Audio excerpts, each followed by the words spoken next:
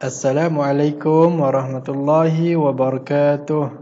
Alhamdulillah, bersyukur kita kepada Allah dapat kita bertemu lagi pada minggu ini dalam kelas Kafa bersama Ustaz dalam mata pelajaran Aqidah bagi tahun 3. Apa khabar semua hari ini? Ustaz harapkan kamu semua sihat dan bersemangat untuk kita terus belajar pada hari ini insya-Allah. Sebelum kita mulakan pelajaran kita pada hari ini, sama-sama kita membaca doa belajar terlebih dahulu. Bismillahirrahmanirrahim. Allahumma aftah alaina hikmataka wanshur alaina min khazaini rahmatika ya arhamar rahimin. Amin. Okey, insya-Allah pada hari ini kita akan sambung mata pelajaran akidah iaitu dalam tajuk beriman kepada kitab.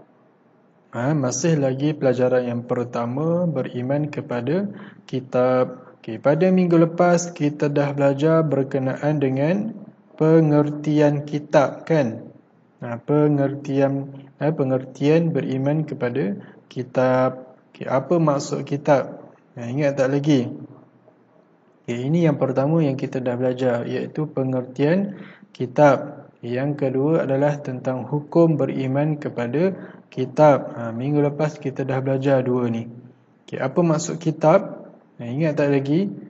Kitab itu ialah kalam Allah yang diwahyukan kepada beberapa orang Nabi dan Rasul melalui perantaraan malaikat Jibril yang mengandungi syariat yang lengkap.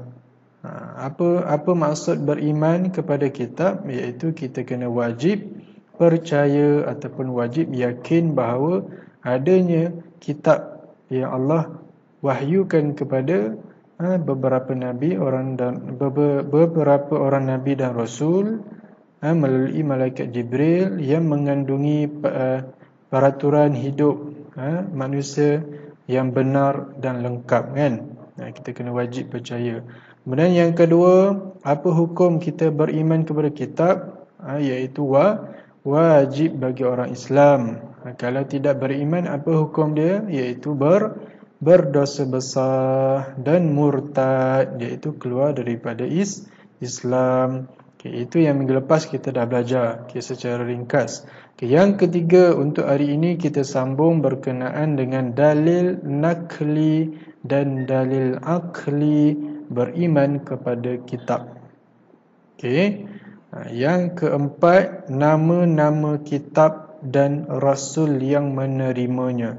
InsyaAllah pada hari ini kita akan sambung yang subtopik yang ketiga dan yang keempat. Yang lain insya-Allah kita akan sambung pada minggu hadapan.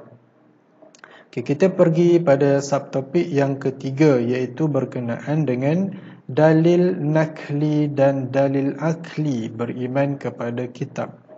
Dalil nakli, dalil akli. Dua ni adalah benda yang berbeza.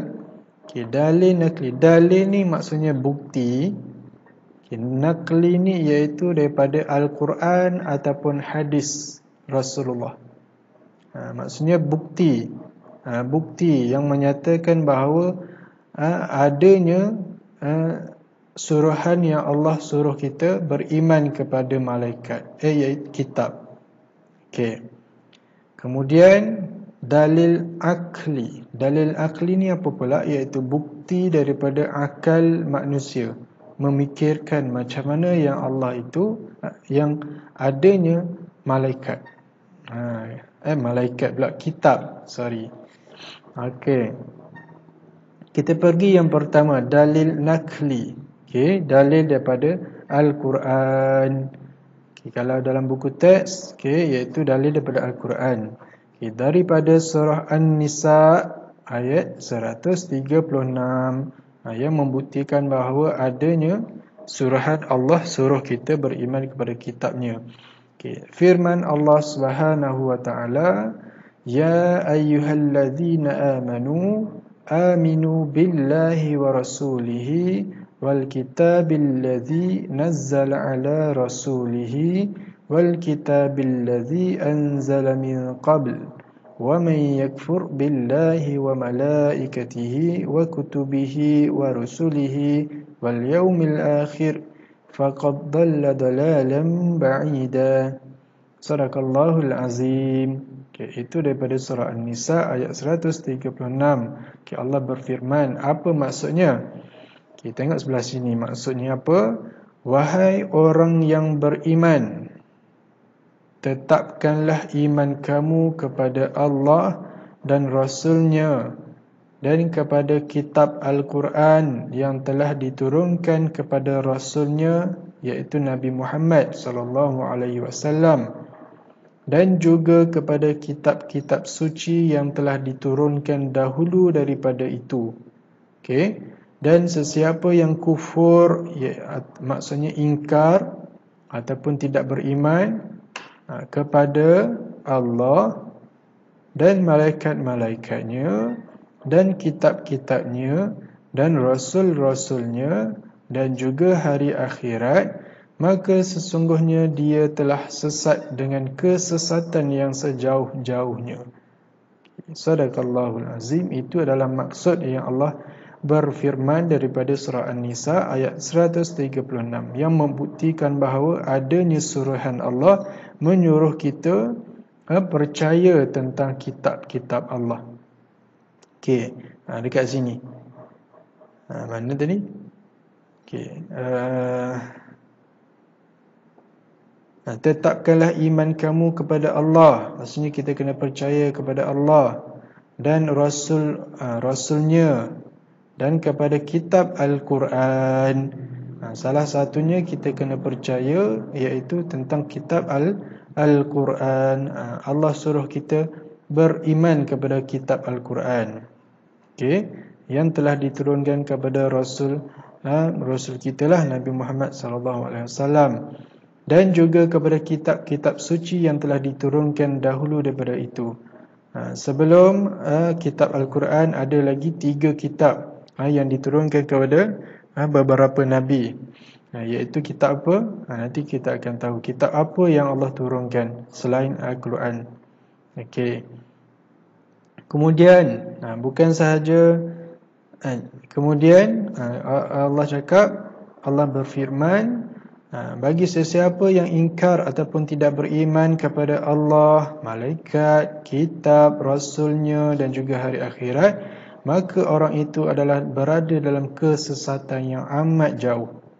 Okay, jadi daripada surah An-Nisa ayat 136 ini Allah telah berfirman, ada suruhan Allah yang suruh kita percaya tentang kitab-kitabnya, bukan sahaja kitab Al-Quran tapi kitab sebelum Al-Quran juga. Okey, dalil nakli. Okey, kita pergi yang kedua, dalil akli. Okey, iaitu dalil akal manusia memikirkan macam mana macam mana beriman kepada kitab. Ada suruhan beriman kepada kitab. Okey, kita tengok yang pertama, dalil akli. Semua agama samawi di dunia mempunyai kitab suci masing-masing. Semua agama samawi di dunia mempunyai kitab suci masing-masing. Okey, agama samawi ni agama Allah. Agama daripada Allah. Kenapa ni? Okey. Macam Okey. Agama samawi adalah agama yang diturunkan oleh Allah. Okay. Ada 3 agama samawi, iaitu agama Islam, Yahudi dan Nasrani. Semua agama ini, agama samawi yang diturunkan oleh Allah, ada kitab suci masing-masing. Okay. Kitab-kitab yang digunakan dipanggil sebagai kitab samawi. Kitab samawi iaitu kitab yang diturunkan oleh Allah kepada Rasul pilihannya. Allah mengirim ataupun menurunkan kitab samawi tersebut kepada rasul-rasul pilihannya. Okey. Dari sinilah lahir 4 buah kitab yang kita tahu, iaitu Zabur, Taurat, Injil dan Al-Quran. Okay, ada 4 buah kitab yang Allah turunkan, kitab samawi yang Allah turunkan kepada Rasul pilihannya, iaitu kitab apa? Kitab Zabur, kitab Taurat, kitab Injil dan kitab Al-Quran. Jadi keempat-empat kitab ini kita wajib percaya. Okay. Kemudian, agama samawi ialah agama yang bersumberkan wahyu dari Tuhan. Okay. Maksudnya agama samawi ini adalah agama yang diturunkan daripada Allah. Okay. Bukan agama ciptaan manusia. Agama samawi adalah bukan agama rekaan ataupun ciptaan manusia. Okay, sambung lagi. Allah membimbing umatnya dengan menurunkan kitab-kitab yang mengandungi undang-undang dan peraturan-peraturan hidup kepada Rasulnya untuk disampaikan kepada umatnya. Untuk apa Allah turunkan kitab-kitab samawi tadi? Kitab-kitab samawi tadi yang mengandungi undang-undang ataupun peraturan hidup manusia. Untuk apa? Untuk menjadikan sebagai panduan hidup. Panduan hidup ataupun panduan hidup kita kepada Rasul. Allah telah turunkan kepada Rasul. Rasul memahami, kemudian Rasul menyampaikan juga kepada umat-umatnya. Contohnya Al-Quran kan. Nabi Muhammad, Allah telah turunkan kitab Al-Quran.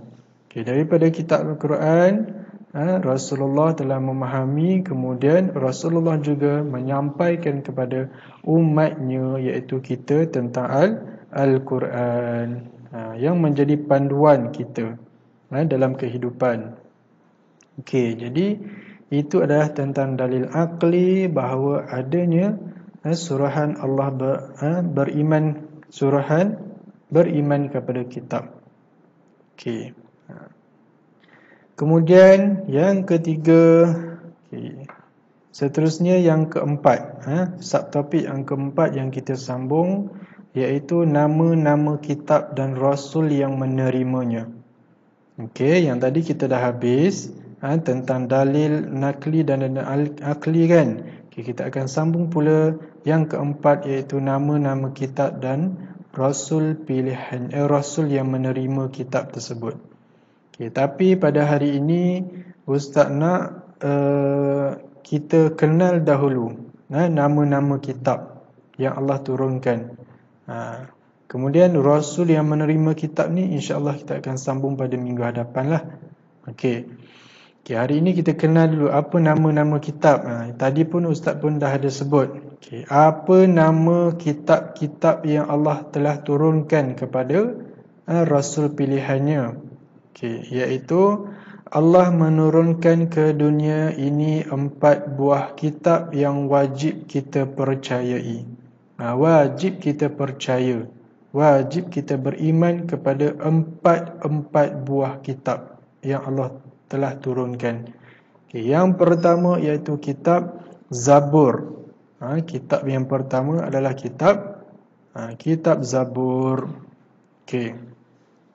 Yang kedua kitab Taurat. Kitab Taurat.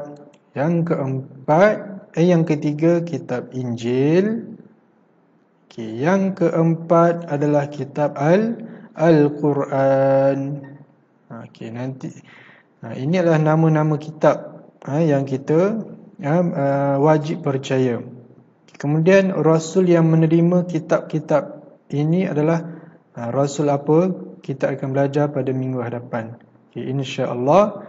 Hanya itu sahaja untuk hari ini. Ustaz harap kamu faham dan ingat apa yang telah belajar pada hari ini. Kita akan sambung pada minggu hadapan berkenaan dengan kita akan sambung masih lagi tajuk nama-nama kitab dan rasul yang menerimanya.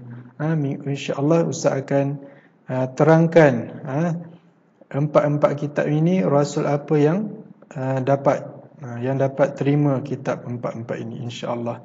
Okey, itu sahaja untuk hari ini. Sehingga bertemu lagi pada minggu hadapan. Assalamualaikum warahmatullahi wabarakatuh.